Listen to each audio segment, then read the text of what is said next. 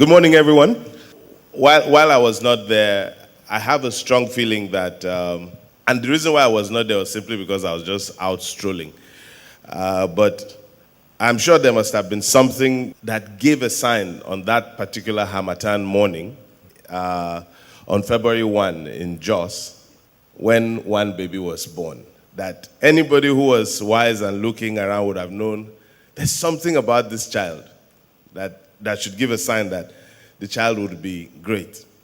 Well, fast forward some 50 odd years later, that little baby that was born in Jos is today a builder of nations, pastor to a flock, husband to one wife that is a woman, father of 3 children, teacher, leader, and many other things that time will not allow me to mention. However, the man Samson Aderinto Adedokun, whom we see today, has been in the making for years. But let's keep a lot of years and come to 15 years ago. He was led to this congregation to start work as pastor, and that is what we are here to celebrate today. Ladies and gentlemen, please help me welcome our special guest on this edition of The Chat on NDBC. Welcome, Reverend Dr. Samson Adedokun. My name is Jonathan James Liamgon. Let me start from the most unusual place that you most likely wouldn't expect. I just realized, what is your favorite food, please? Maybe pounded yam. Maybe. Okay. How many people have always known his favorite food? Okay. So today I think we have one. Hopefully, as during the course of this, we'll know a few unusual things. But let us just go back to your ministry. I'm curious. I mean, over the years, in sermons you've preached, you've always had different things that have suggested one thing to another. But let's start about your initial connection with New Dawn Baptist Church. Do you remember the first day you knew about New Dawn Baptist Church and how your journey came about to you even landing here? All right, thank you. Good morning, everyone.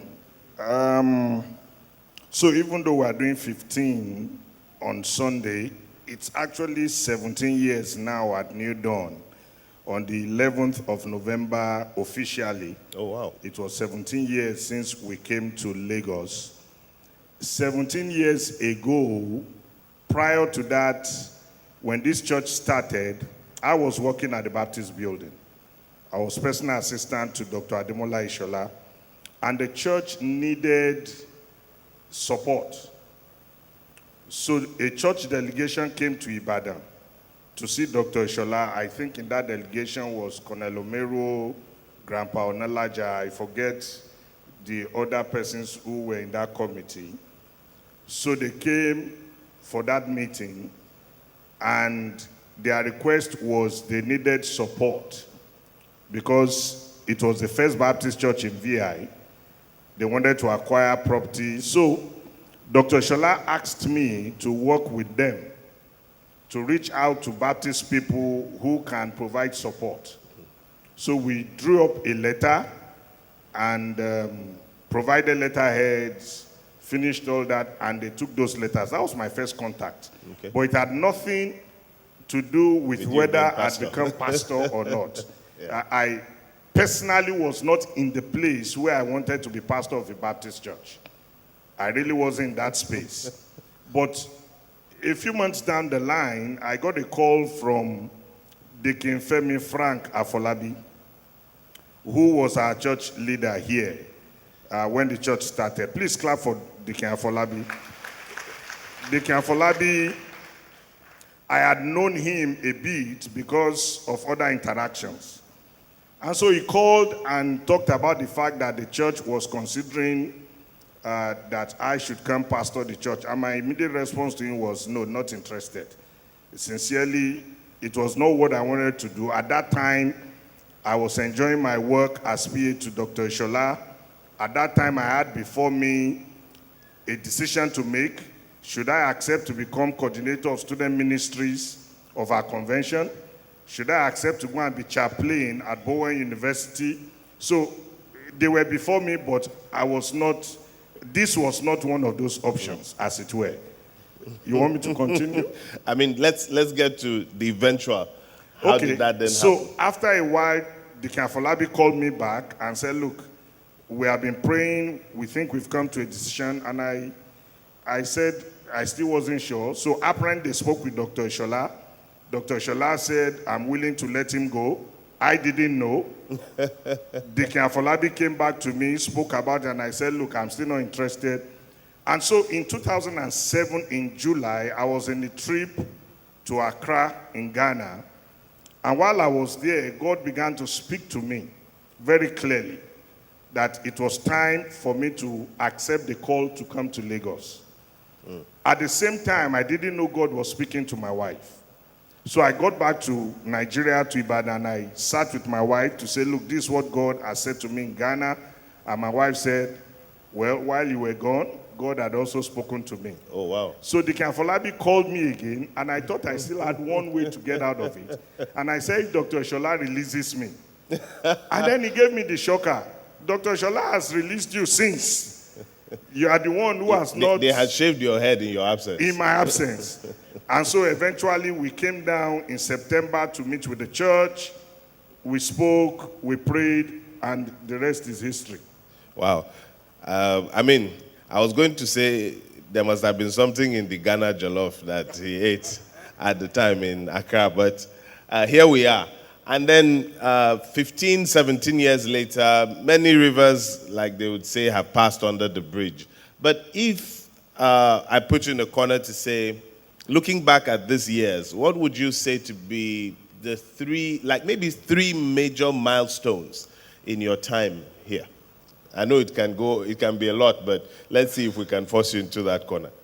I think, first of all, the first day I preached at this church was a major determiner. It wasn't a very nice day. The church was worshiping under the, what do you call that thing? The canopy. Canopy Marquee, out there. like a marquee. Out there. Where the road is now, there was no road, it was sand. That was where we were. And while I was preaching, the area boy sent a note. Those of you who are members of church, you remember. Sent a note that they wanted to fight. They wanted to fight, and we should do quickly and pack our load and go. They were just respecting us. I was absolutely shocked. We actually, we ended up in the home of the fire means to continue our discussion.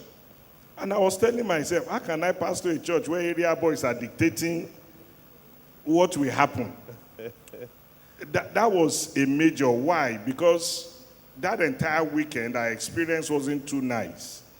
As we came into Lagos at Antony, there was a robbery. My wife and I, my son and our pregnancy, dumped the vehicle and ran into an unknown house to hide. So we came into Lagos with all kinds. And then that Sunday morning, so that was a first thing.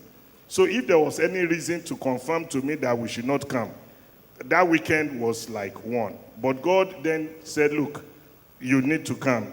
I'm just letting you see that the journey is not always nice, but you need to come. The second thing, that doesn't sound like but it is one of those. That was a sign that the harvest was plenty.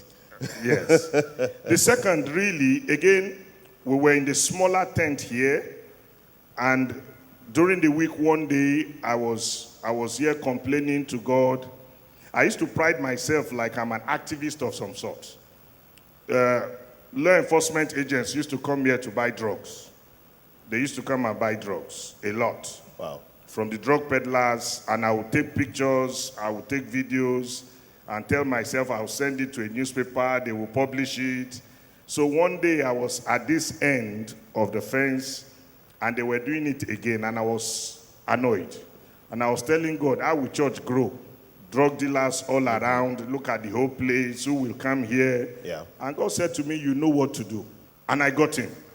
The following Sunday, we came to church. Members of church who were here then will remember. We got to church, we finished praises, and then I said, we are not staying in the auditorium. Leave your bags. We appointed a few people to stay back, and we are going to do a prayer walk. So we went out into their midst. Don't talk to anybody, just pray. and uproot. And we prayed that day, that Sunday morning, prayed, came back to church. Monday morning, as the Lord lives, Lagos State government thought they were doing their own work. Wow. But they were doing the bidding of our Father. Monday morning, they brought Kai, they brought police, Mopol soldiers, and cleared this whole stretch. I don't know if you will remember. Cleared this whole stretch from Legali and opened up this place. Even our own big billboard that was there, they cleared it. Wow. And suddenly this place opened up. And that was the turnaround. This place just opened up because they cleared everything. The third thing for me in this journey will be how God granted me encouragement. And it's not one event, but there was a season when we had loss of lives. It was one of the worst periods of my life. Here in the church. Here in the church. Losing key people. And you know when that happens, things get said. People say things and insinuate things. But there were a few people who were around us and who held our hands up and who said to us, don't focus on that and don't listen to that. Just be strong-hearted. So for me, those are key times. That last point sounds to me like sometimes village people that we think are in the village are around us. Huh? Okay, I'll just say, as we continue to reflect on your ministry, just briefly allow me to, I don't know if this would sound familiar to you, but acknowledge opposition. They come with opportunities. Discern, develop, deploy. Sounds familiar to you, right? I mean, those are words that pretty much, I would say, your mantra that define you. If you go to samsonadedokun.com, you would find that boldly written there. So if I now go a little bit back with all of the experience you've had in all of these years, both pastoring this church and as a pastor in general, I always have this conversation with myself, and I always say, what will I tell a 17-year-old me? Today, with all of the things you've known, your journey in ministry, what would you tell a younger Samson Adedokun who is somewhere trying to break into the ministry, probably sat somewhere here? What would you tell them that you would have told yourself at 17 today? What I would have told myself. Yes. Now that I've spent these years, I would say to him what I absolutely believe to be true now. If God calls you, obey. If God doesn't call you, don't enter. If God doesn't call you, don't. This ministry, it is glamorous when people look at it, but it is only when you are in that you face a reality. That sounds like you had moments when you considered leaving the ministry. Did you ever have that? Many times. Many times. I have prayed many times that God would let me exit pastoral work. And it's true. You can ask my wife. I've prayed many times because the things that you confront, there are only few that you can talk about publicly. I mean, I would know that well as a pastor's child. I've always wondered really, why do people become pastors? And I always have this joke, and I say any pastor's child you see that becomes a pastor is really a pastor. Because it's not a job that I would take, even with anything. But what would you then say has been the secret to you being grounded and still being in this ministry up to now? If there is a secret. Yeah, there are a few secrets. One is I'm grateful to God for my background. And when I mention my background, I'm talking about the way I was discipled, having become a believer.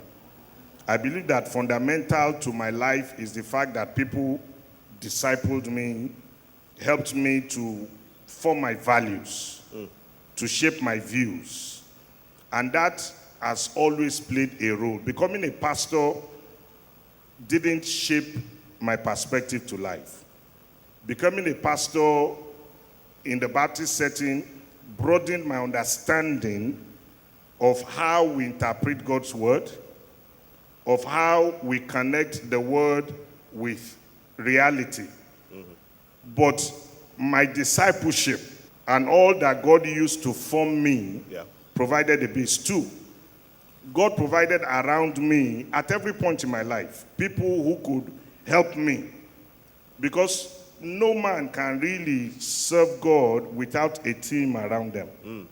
So whether it was where I was before or when I got here, God always provided. In this church, my first team of people that God provided was called CMT. They were the old folks who were the trustees of the church. Okay. And having come and having no deacon on ground, I said to them, please, you will serve as CMT with me. What And did the CMT mean? church ministry team. Okay. And the church accepted. So, Daddy Oduemi, Colonel Omero, Mommy Ogunlende, Mrs. Fayomi, Grandpa Onelaja, Grandpa Ndaxin. Who am I missing? Dr. Faderin. No, Dr. Faderin was not in the trustees. She was chairperson of the committee that searched and brought me. Yeah. Then we added the church secretary at that time, Brother Jide Adegbite, Okay. to be a part of the team. That team truly were the ones that helped me in the start. Then came our next set of deacons, the very first set of deacons, 4 of them. Deacon Professor Ajibola, Deacon Bitefalade, Deacon Akinyemi, and Deaconess Fayomi. And then subsequently all the other teams. So those are the secrets. Without a team, lastly, Yeah. God gave me a wife. If there is anything, if you want to be a pastor, even though you say God hasn't called you yet and you're married. But listen, to be in ministry without the right partner is literally living in hell. To be in ministry with a partner who just understands what needs to be done.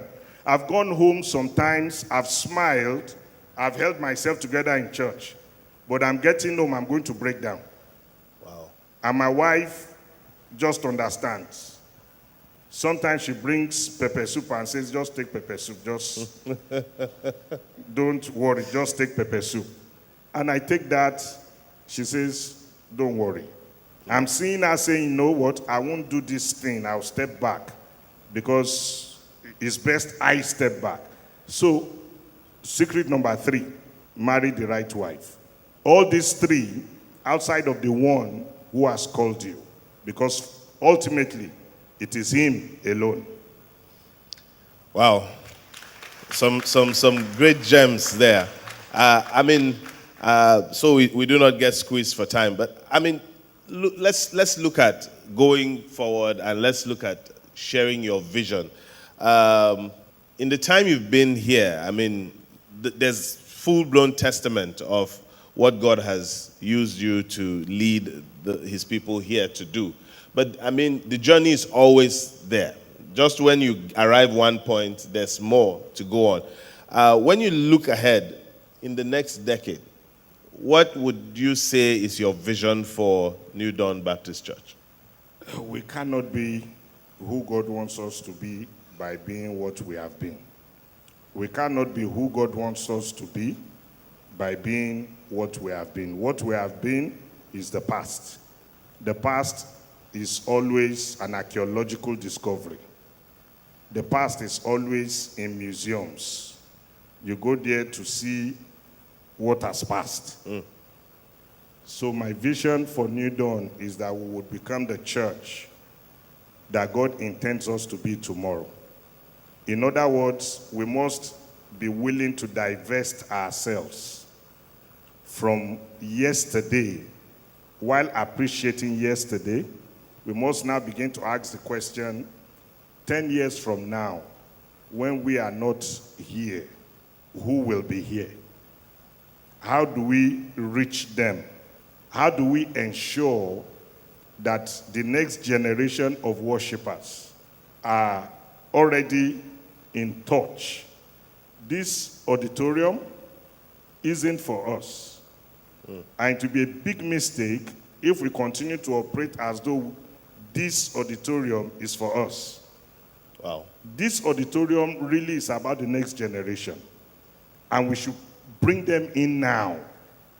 We should restructure to prioritize them over and above those of us who are on our way out. And the way I explain it is this. I'm 50. I'm already sold out. It's going to be difficult for anyone to get me to stop being a Christian or stop being a Baptist now. All those who are older than me and slightly younger than me, they're already sold out. The people we need are in their 20s and in their 30s. A ministry that does not focus on reaching them is a ministry that is going the wrong direction. So New Dawn's future is in reaching those people. Wow. Reminds me of the hymn, To the Walk. There certainly is a lot to do.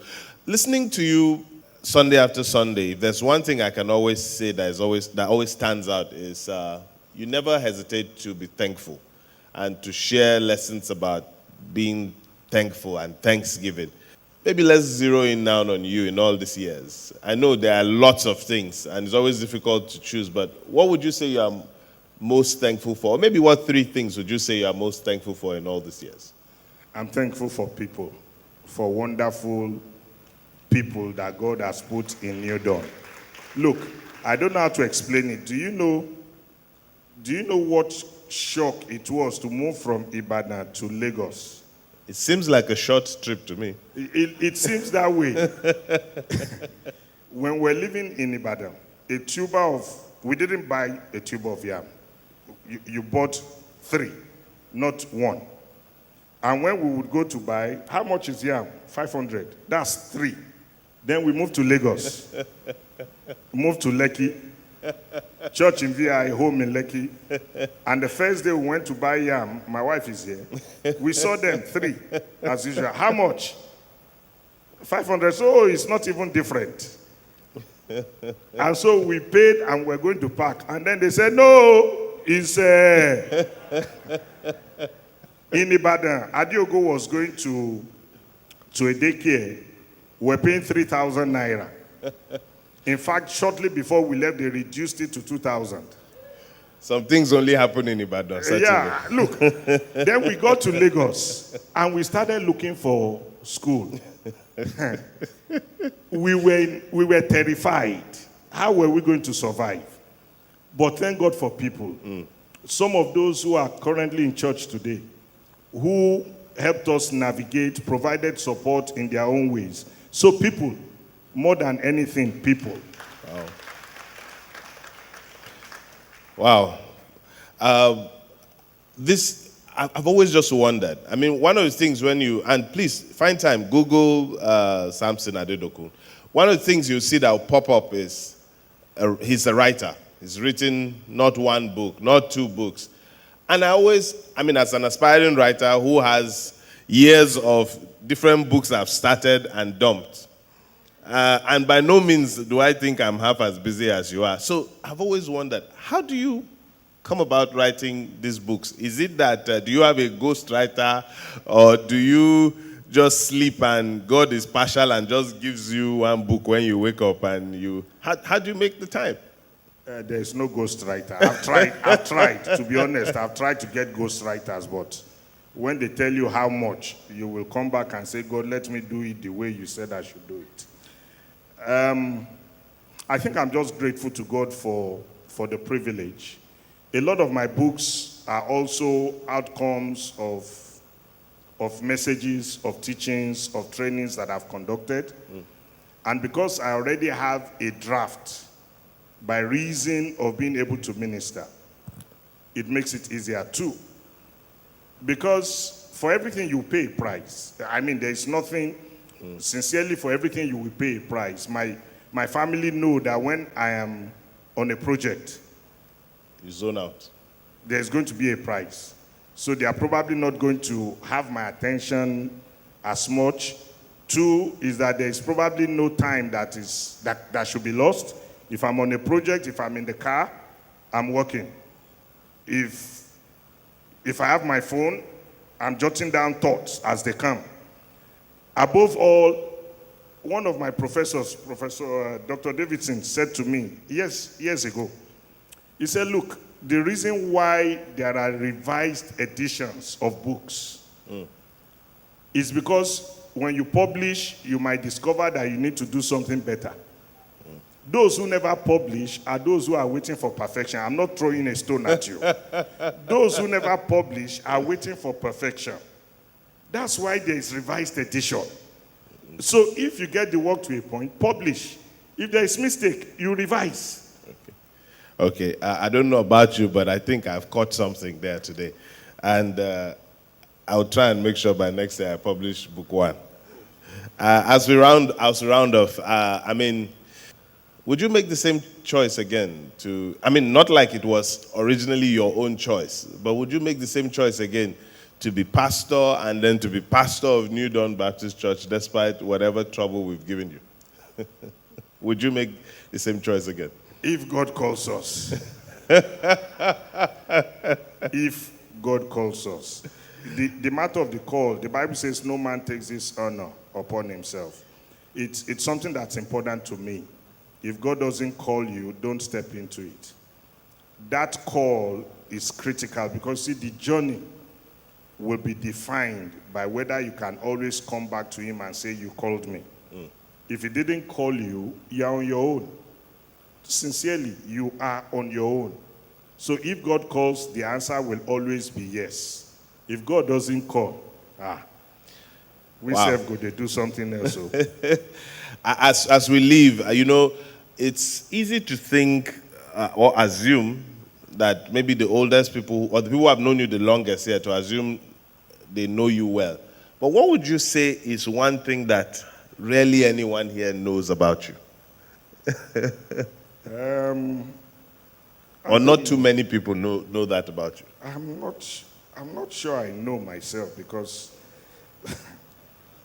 I've always lived my life, I've always preached, I've always taught using everything about my life. I really don't think I have a life that there are things about me that I've kept away. Sometimes maybe to a fault. But I believe that the true ministry is your life speaking what you preach. So I'm not sure there's anything that even me, maybe if you ask them, they might know what I don't know. More about you than. All right, but I think on that note, to know him really is to love him, right? Please, a round of applause for Reverend Dr. Samson Adedokun. My brief was to help us know him more and experience him better. I hope that has been achieved. Thank you very much, sir, for making time. And we wish you all the best.